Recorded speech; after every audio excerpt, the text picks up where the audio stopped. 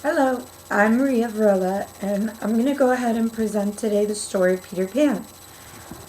So what I'm going to do is a little bit different from usual presentations. I'm going to go ahead and have the iPad with me, and I'm going to present the slides to you as we go. And what I'll basically be doing is reading my slides first, and then explaining my case. So let's get started. Here's the story of Peter Pan. Okay, so I'm gonna go ahead and explain the summary of Peter Pan for those of you who don't know what the story is. So Peter Pan is about the Darling siblings, Wendy, Michael, and John, and they've always had dreams about a boy named Peter Pan who lives in Neverland, who is basically an orphan because he doesn't have parents or siblings, and he has crazy adventures, which is their stories. And then one day, Peter Pan shows up to the Darling residence in London, and with the help of Tinkerbell, his pixie fairy friend, he takes them on a trip to Neverland. When they get there, they obviously go on Peter Pan's adventures, but then they realize that it's not all it's cracked up to be. And basically what happens is they end up coming home, and it turns out, after all, that Wendy was actually dreaming about this encounter with Peter Pan. And this dream made Wendy realize that growing up is not so bad after all. Okay, so I'm going to go ahead and start explaining Freudian concepts that I found in the tale. And what I'm going to do is I'm going to go one by one per each character and more or less explain what kind of content I found within each personality. So I'm going to start off with Wendy. Wendy, basically, since she's dreaming about Peter Pan and the Lonely Boys and Neverland, this ends up being something of the unconscious. Now, she uses Neverland as a form of identification, and what I found was that it was also psychic determinism because she ends up dreaming about Peter Pan and this imaginary island as a reaction to her not wanting to grow up. Now, her dreams, she also uses manifest and latent content because she tells her brothers the stories of her dreams and the stories of Peter Pan. Then I also said that Wendy uses identification because she uses Peter Pan and Neverland to identify herself in the unconscious. So basically what that means is that she can relate to Peter Pan in the sense that she never wants to grow up, and she can relate to the island because, well, her father wanted her to grow up a little bit early, and she would rather be in an island such as Neverland to do so and to not fully become an adult just yet. Then finally, I feel that Wendy is in the oral stage in the sense that she uses optimism a lot to tell her brothers that it's okay, that they don't need to grow up, that she's always going to be the same old Wendy no matter what happens.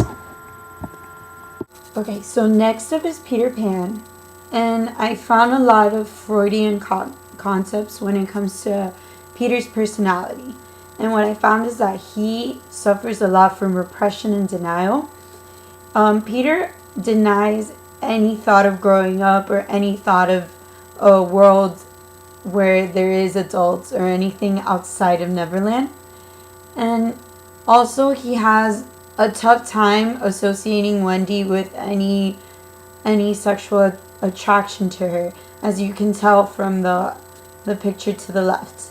Now, he rather see Wendy as a mother figure rather than a wife figure or as a partner or anything of that sort.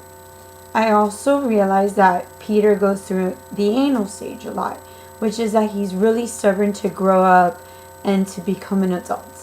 And also, Peter suffers from the hedonic hypothesis, which means he reacts more to what's gonna please him rather than judgment or morals or anything of that sort. So now I'm gonna talk about just the general characters or the secondary characters of the tale, and I'm gonna talk a little bit about some of the Freudian concepts. So I found that in Mr. Darling, which is Wendy's dad, he has a gender role confusion and a lack of phallic stage. Now what this means is that he kind of lacks the male figure or the patriarch figure within his family. He has a hard time more or less controlling his family and making sure he is the bread giver or the stereotypical patriarch. Then we have Captain Hook, who has a torment against time. In the tale, a crocodile ends up following him around with a clock in its mouth. What that means is that Captain Hook is the only adult in Neverland to even exist. So because of this, he's tormented by time. Then I have Tinkerbell. Tinkerbell has a sexual frustration because in the tale, it seems as though she's in love with Peter and she cannot bear to see him with Wendy. Even though Peter doesn't see Wendy that way, she feels sexually frustrated in that sense. Go ahead and now talk about the psychoanalytic characters that I found in Peter Pan and kind of label them. So I realized that Peter Pan is the ID in this tale because he ignores time and he uses life and death instinct rather than judgment or morals. Then John, which is Wendy's oldest younger brother, is the ego because he resolves conflict and leads lonely boys. So basically he's the leader of the tale. And then he's the most mature, even though Wendy's the oldest. He's the more wise one and he kind of uses logic over reasoning. Then we have Wendy as a super ego because she has high morals above all, and she goes ahead and takes on the mother figure for Peter and her brothers and the lonely boys. So now moving on to Jungian concepts. And although I did not find as many as Freud's, I did find a couple that were very relatable. So the first topic was persona versus true self. And what I mean by that is that Wendy has a constant struggle in growing up or staying a kid.